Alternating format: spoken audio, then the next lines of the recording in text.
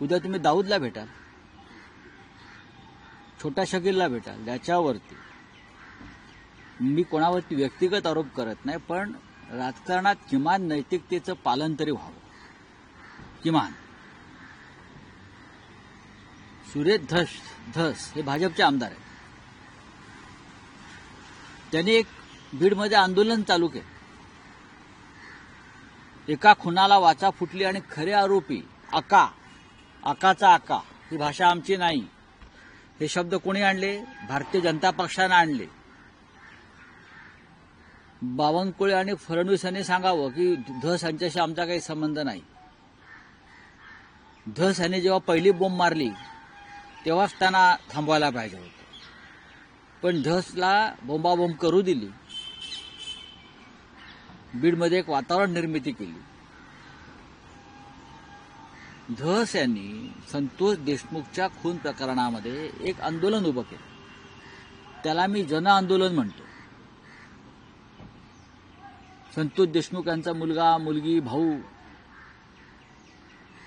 यांना घेऊन त्यांनी बीडमध्ये स्वतःचं नेतृत्व उभं करण्याचा प्रयत्न केला. त्यांच्या अश्रूंचा बाजार केला. वाल्मिकी कराड असेल किंवा वाल्मिकी कराडचा बॉस धनंजय मुंडे असेल, या संदर्भात महाराष्ट्राच्या जनतेला माहिती कोणी दिली? आम्हाला माहीत नव्हतं हे बीडमध्ये काय चाललंय. आणि या बिहार टाईप माफिया टोळ्यांचं नेतृत्व कोण करत आहे हे सुरेश धस यांनी महाराष्ट्राला आणि देशाला सांगितलं. धनंजय मुंडे यांच्या संदर्भात त्यांची एक भूमिका होती आणि ती अत्यंत परकड भूमिका होती. त्यांच्या दृष्टीने ते गुन्हेगार, आरोपी आणि मुख्य सूत्रधार आहेत बीडमधल्या माफिया टोळ्यांचे. हे मी म्हणत नाही, सुरेश धस म्हणताय.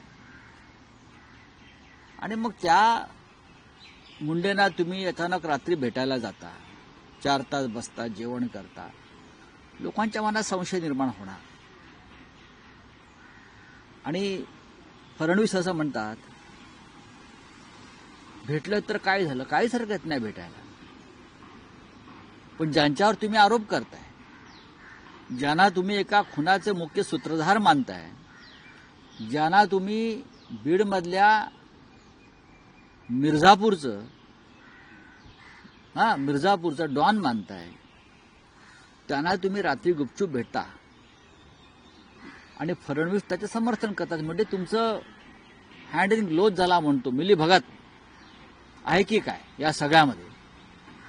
याच्यामध्ये सुरेश धस किंवा धनंजय मुंडेची नाचक्की झाली नसून याच्यामध्ये बावनकुळे आणि देवेंद्र फडणवीस यांच्या नैतिकतेचा बुरखा फाटला हे स्पष्टपणे मला सांगावं असं वाटतं. धनंजय मुंडे यांचा राजीनामा द्यायचा की नाही यापेक्षा त्यांनी कुणी घ्यायचा हे ठरायला पाहिजे. तो अजित पवारांनी घ्यायचा की देवेंद्र फडणवीस यांनी घ्यायचा? कोणाला वाचवताय? माझं तर स्पष्ट मत आहे, मनोज जरांगे पाटील यांचं जे नेतृत्व उभं राहिलं मराठा समाजामध्ये आणि त्यांनी जे आंदोलनाला सुरुवात केली होती पुन्हा एकदा निवडणुकीनंतर, त्या आंदोलनाची धार कमी करण्यासाठी भारतीय जनता पक्षानं सुरेश धस हा मोहरा मराठा समाजाचा पुढे आणला आणि त्यासाठी त्यांना संतोष देशमुखाच्या खुनाचा त्यांनी वापर केला. मग या खून प्रकरणात भाजपचा हात आहे का? लोकांचं लक्ष विचलित करण्यासाठी हे पाहावं लागेल. मग अशा प्रकारची लढाई सोमनाथ सूर्यवंशीच्या प्रकरणात का करायला लावली नाही तुम्ही? कारण का दलित होता तो? सोमनाथ सूर्यवंशी हा संविधानाचं रक्षण करण्यासाठी मारला गेला, पोलीस लॉकअपमध्ये मारला गेला. त्याच्यावरती कोणी आंदोलन केलं नाही, करायला लावलं नाही भाजपनं. पण संतोष देशमुख प्रकरणामध्ये हा वापर केला गेला. हे भारतीय जनता पक्षाच्या राजकारणाचं एक स्वरूप आहे. अशा प्रकारचं राजकारण सर्वत्र भारतीय जनता पक्ष करतं. बलात्काराचं राजकारण, खुनाचं राजकारण, व्यभिचाराचं राजकारण, भ्रष्टाचाराचं राजकारण सर्वत्र. मुंबईमध्ये न्यू इंडिया बँक ज्या प्रकारे लुटली गेलेली आहे त्याच्यामध्ये सगळे भारतीय जनता पक्षाचे लोक आहेत. जनतेचा पैसा, सगळे बिल्डर, मेहता, जैन आणि एक कदम भाजपचा. आता कुठे गेले मुलुंडचे पोपटलाल? आता कुठे गेले? एवढी मोठी बँक लुटली गेली शेकडो कोटींना. आता हा मुलुंडचा पोपटलाल कुठे लपलाय, कुठल्या बिळात लपलाय? आता का बोलत नाही तो? का भारतीय जनता पक्षाच्या लोकांनी बँक लुटली म्हणून बोलत नाही? गरिबांचा पैसा नाही तो, सामान्यांचा पैसा नाही, टॅक्सीवाल्यांचा पैसा आहे. जॉर्ज फर्नांडिस यांनी स्थापन केलेली बँक आहे.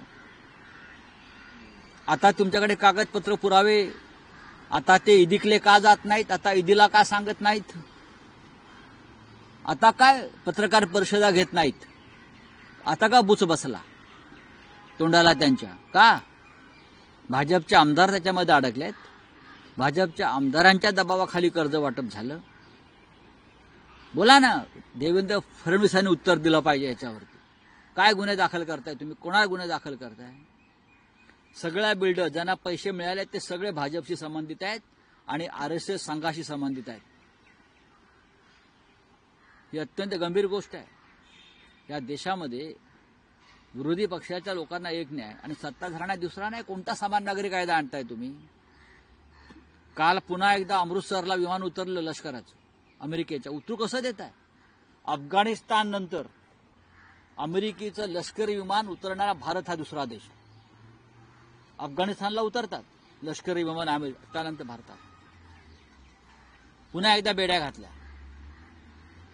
शीख बांधवांच्या पगड्या उतरवल्या गेल्या. काय करते भारतीय जनता पक्ष? का त्यांना देशाचा अपमान वाटत नाही?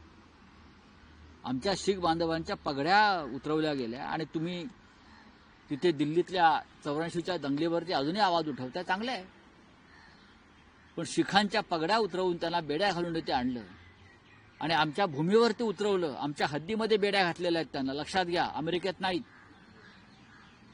नरेंद्र मोदी रशिया आणि युक्रेनचं युद्ध थांबवू शकतात. पापाने वार रुकवा दिया.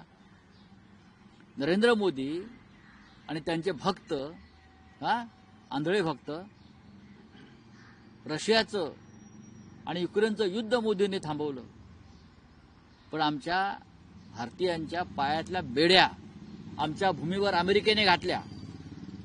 हे गुलामी आहे. नरेंद्र मोदींनी काय केलं? 56 इंचाची छाती घेऊन ते अमेरिकेला गेले आणि छातीमध्ये टाचणी टोचली ट्रम्प आणि ती छाती लहान करून इथे आले. ही अत्यंत शर्मनाक गोष्ट आहे.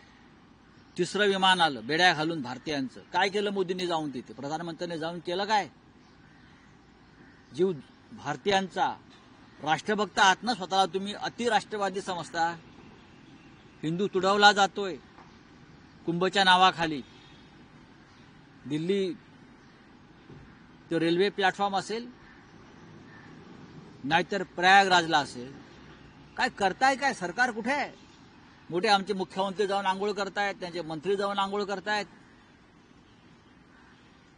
इथे पापा करतायत. चला बोला. सर हिंदी में जानना चाहेंगे, जो न्यू इंडिया कोऑपरेटिव बैंक है उसमें बहुत सारे बीजेपी लीडर्स के नाम आ रहे हैं. न्यू इंडिया कोऑपरेटिव बैंक, ये बैंक बहुत ही प्रतिष्ठित बैंक, बड़ी बैंक है, कोऑपरेटिव बैंक है, शेड्यूल बैंक है मेरे हिसाब से.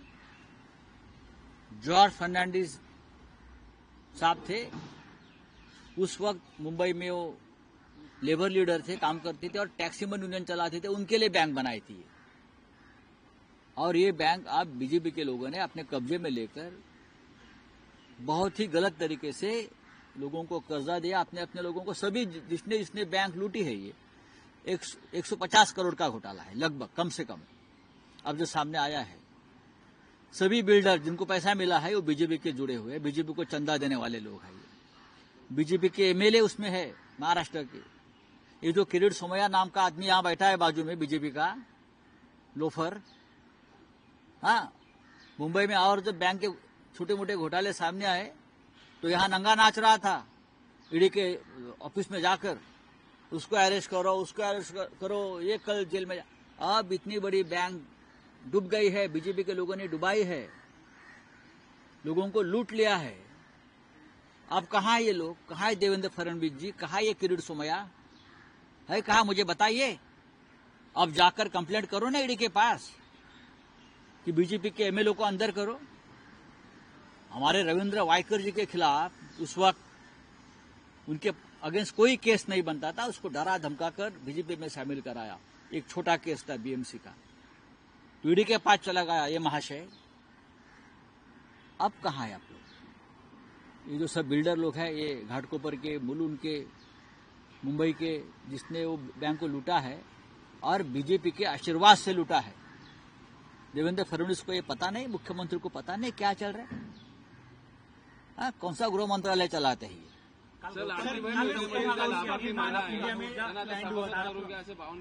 कोणाला?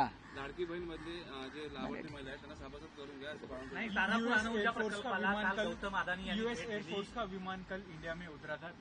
तीसरा विमान है, उसमें उस विमान में सिखों की पगड़ी, जो उनका धर्म का एक सर्वोच्च सम्मान होता है पगड़ी, वो पगड़ी उतार दी, हाथ पांव में बेड़िया डालकर उनको उतरा। अमेरिका का लश्कर का विमान, आर्मी का विमान, इस प्रकार से आर्मी का विमान अमेरिका का अफगानिस्तान में उतरता था अब तक, अफगानिस्तान में। अब भारत में उतर रहे हैं, हमारे जमीन पर हमारे लोगों को अमेरिका जंजीरें डालकर, सिखों की पगड़ी उतारकर नीचे उतार रहे हैं। और रशिया और यूक्रेन के वॉर रुकाने वाले हमारे पापा चुप बैठे हैं। अमेरिका में जाकर बड़े पापा को मिलकर आए, फिर भी बड़े पापा ने कुछ नहीं किया। जाने के बाद तुरंत दूसरा विमान भेजा, जंजीरें और बेड़िया डालकर भारतीयों को यहां भेज दिया, पंजाब की भूमि पर। गुजरात में क्यों नहीं उतरता विमान? अहमदाबाद में एयरपोर्ट नहीं है? मुंबई में क्यों नहीं उतार रहे हो? दिल्ली में क्यों नहीं उतार रहे हो? चंडीगढ़ में क्यों नहीं उतार रहे हो? पंजाब में ही क्यों उतार रहे हो आप? क्यों? क्या कारण है? आपको शर्म नहीं आती ये अंधभक्तों को कि हमारे देश के नागरिक है, हमारा खून है, उनको इस प्रकार से अपमानित करके, हाँ, अमृतसर में बेड़िया डालकर हमारे जमीन पर उतार रहे अमेरिका। और आप रशिया यूक्रेन वॉर रुकवाने की बात करते हो और वोट मांगते हो लोगों से। शर्म आनी चाहिए आपको। चलिए, थँक्यू। एक प्रश्न असा आहे, भास्कर जाधव गेल्या काही दिवसांपासून स्टेटमेंट्स करता आहेत, त्यांच्या नाराजीची चर्चा आहे, पण कालही त्यांनी स्पष्टीकरण केलंय की ते नाराज नाहीत. त्यांचं जे विधान होतं की त्यांच्या कार्यक्षमतेप्रमाणे काम करण्याची संधी मिळत नाही, त्यांनी कुठल्या पक्षाचं नाव घेतलं नव्हतं. ते असं म्हणतायत की मी कुठल्या पदासाठी नौटंकी आजवर केलेली नाही. एकूण ज्या पद्धतीनं पक्षाला सध्या गळती लागलेली आहे, पक्षात काही सिरियस विचार सुरू आहे की काही प्लॅन ऑफ ऍक्शन चेंज करावी किंवा काही कार्यपद्धती म्हणजे काय असतं, प्लॅन ऑफ ऍक्शन चेंज करावी असं आहे की म्हणजे यामध्ये काय आहे की गेले 50-55 वर्ष हा पक्ष एका दिशेने चाललेला आहे. पक्षामध्ये वारंवार बदल होत गेले, पक्षाच्या नेतृत्वात नेते बदलले गेले, नवीन नवीन माणसं आली. अनेकदा आता सध्याच्या परिस्थितीमध्ये पक्षाला काही लोक सोडून जात आहेत. हे पदाधिकारी आहेत, एक लक्षात घ्या. हे पदाधिकारी काही ठिकाणी मोहापायी सोडून जात आहेत. नगरसेवक असतील, माजी आमदार आहेत, विद्यमान आमदार खासदारांविषयी तुम्ही अफवा उडवताय, पण ज्यांना जायचं होते ते गेले. भास्कर जाधव हे पक्षाचे नेते आहेत, आमचे सहकारी आहेत. राजकारणातला त्यांचा अनुभव हा मोठा आहे आणि त्यांच्यावरती पक्षाने जबाबदाऱ्या दिलेल्या आहेत. त्यांच्याकडे पूर्व विदर्भाची जबाबदारी आहे, त्यांच्याकडे पश्चिम महाराष्ट्राची जबाबदारी आहे आणि ते काम आवडीनं करतायत. आता वारंवार आम्ही नेते मंडळ भेटत असतो आणि उद्धव साहेबांशी म्हणजे पक्षप्रमुखांशी चर्चा करतो. पुढल्या 2 दिवसामध्ये परत आम्ही भेटणार आहोत सगळे आणि नव्यानं काही जबाबदाऱ्या कोणाला अधिक घेता येईल का याविषयी आम्ही चर्चा करू. भास्करराव जाधव जे आहेत ते कोकणातले सध्या शिवसेनेचे एकमेव आमदार आहेत. ते मान्य केलं पाहिजे. कोकण हा आमचा बालेकिल्ला होता. यावेळेला आम्हाला पराभवाला सामोरं जावं लागलं. मग रायगड असेल, रत्नागिरी असेल, सिंधुदुर्ग असेल. आणि आम्हाला त्यातून आता उभं राहावं लागेल. पैशाची प्रचंड ताकद आणि दहशत कसली?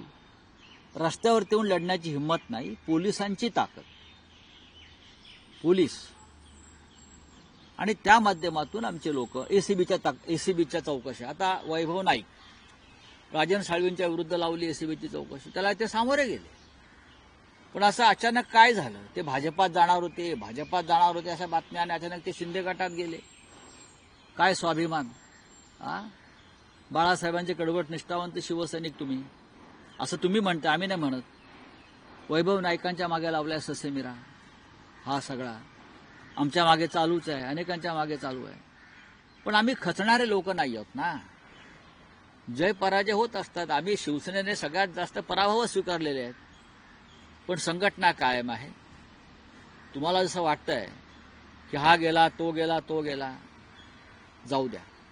त्यांची इच्छा आहे, आम्ही प्रयत्न केले त्यांना थांबवण्याचे. सत्ता आहे, पैसा आहे आणि मोह आहे, त्याच्यावरती कोणाला विजय मिळवता येत नाही. देवानाही मिळवता आला नाही. इथं माणसं आहेत. नाही, पण राऊतसाहेब, अलीकडे पक्षांच्या बैठकीत जे म्हटलं जातं, ज्यांना जायचंय त्यांनी खुशाल जावं, असं कोणी म्हणत नाही. या धोरणात बदल झाला असं कोणीही म्हटलेलं नाही. या तुमच्यापर्यंत आलेल्या बातम्या चुकीच्या आहेत. ज्याला जायचंय त्याने खुशाल जावं असं कोणी म्हणणार नाही आणि कोणी म्हणत नाही. किंबहुना आमच्या कानावर जेव्हा अशा काही गोष्टी येतात तेव्हा आम्ही त्या संबंधित आमच्या सहकाऱ्यांशी, मग जिल्हा स्तरावरती असेल, तालुका स्तरावर असेल, आम्ही चर्चा करतो, त्यांना समजवण्याचा प्रयत्न करतो. पण प्रत्येकाच्या काही ना काही ते अडचणी आहेत. कोणावरती केसेस टाकल्या जात आहेत, जुन्या केसेस उकरून काढल्या जातात, पोलीस स्टेशनला फेऱ्या मारायला लावतात, बँकांची प्रकरणं बाहेर काढतात, इन्कम टॅक्सच्या नोटिसा पाठवतात. अर्थात या सगळ्यांना आम्ही यापूर्वी सामोरं गेलेलो आहोत आणि लढलो आहोत. पण आता काही लोकांची मनं फार कमजोर झालेली आहेत, कमकुवत झालेली आहेत. त्यांना लढण्याची इच्छाशक्ती त्यांची संपलेली आहे. आता त्यांना लढण्याची इच्छाशक्ती नाही, ते जात आहेत. असे मुरदाड लोक अस्पष्ट ठेवण्यापेक्षा मग आता आम्ही काय करू शकतो? नाही, पण राऊतसाहेब, तुमचे जे राजकीय प्रतिस्पर्धी आहेत, शिवसेना शिंदे गटातले नेते असं म्हणतात की 15 महिन्यात संपूर्ण पक्ष रिकामी होणार आहे, फक्त उद्धव ठाकरे आणि आदित्य ठाकरेच पक्षात राहणार. आणि संजय राऊत, अरविंद सावंत, अनिल देसाई, भास्कर जाधव, राजन विचारे, काय पक्ष मजबूत आहे. निवडणुकांमध्ये हारजीत होत असते. भारतीय जनता पक्ष सुद्धा 2 खासदारांवरती आला होता. आणि एक दिवस हा एकनाथ शिंदेचा पक्ष आहे ना, हा त्यांचा एकही आमदार निवडून येणार नाही असं वातावरण निर्माण होईल. आज आले, अमित शहाची कृपा आहे, ईव्हीएमची कृपा आहे, पैशांची बरसात आहे. पण एक निवडणूक जी आमच्या हातून गेलेली आहे, याचा अर्थ 2029चं चित्र हेच नसणार. 2029ला चित्र पूर्णपणे बदललेलं असेल. भारतीय जनता पक्ष आणि एकनाथ शिंदे एकत्र राहणार नाही आहेत भविष्यात. काम झालेलं आहे शिंद्यांचं, लक्षात घ्या. शिंद्यांचं काम झालं आहे, त्याच्यामुळे त्यांचं काम तमाम होणार आहे. आता सगळ्यांना दिसतं आहे, हे त्यांनाही माहिती आहे आणि त्यांच्या लोकांनाही माहिती आहे. त्यांचा पक्ष हा भाजपमध्ये विलीन होईल किंवा त्या पक्षातला एक मोठा गट हा कोकणमधल्या एका नेत्याच्या नेतृत्वाखाली भाजपबरोबर जाईल. हे तुम्ही इथे लिहून घ्या स्टॅम्प पेपरवरती, मी तुम्हाला सही करून देतो. हेच एकनाथ शिंदे म्हणतात की तुमची जे बैठक सुरू आहे ते डॅमेज कंट्रोल आहे आणि बाळासाहेबांचं डॅमेज करण्याचं काम त्यांनी केलं. 2-4 माणसं सोडलेली तर कोण काय डॅमेज? म्हणजे सगळ्यात जास्त शिवसेने बाळासाहेबांना डॅमेज एकनाथ शिंदेनी केलंय ना. कसलं डॅमेज कंट्रोल? एकनाथ शिंदे ह्या माणसाने बाळासाहेब ठाकरे, हिंदुहृदय सम्राट, या राज्याचं आणि भारताचं दैवत, त्याला, त्या दैवताला डॅमेज करण्याचं काम कोणी केलं असेल तर ह्या लोकांनी केलं. नाही तर काय हिंमत होती दिल्लीवाल्यांची महाराष्ट्रात येऊन दादागिरी करण्याची, महाराष्ट्र लुटण्याची? ह्या लोकांनी केलं, हे सगळं पाप केलं ह्या लोकांनी. आणि हे लोक जाऊन तिथे देवापुढे नाक घासतात. कुठली ती देवी, कामाक्षा, प्रयागराज, देवतांना बुडवणार आहे. चला, धन्यवाद. लोकशाही मराठी ऐका, पहा, जागरूक रहा.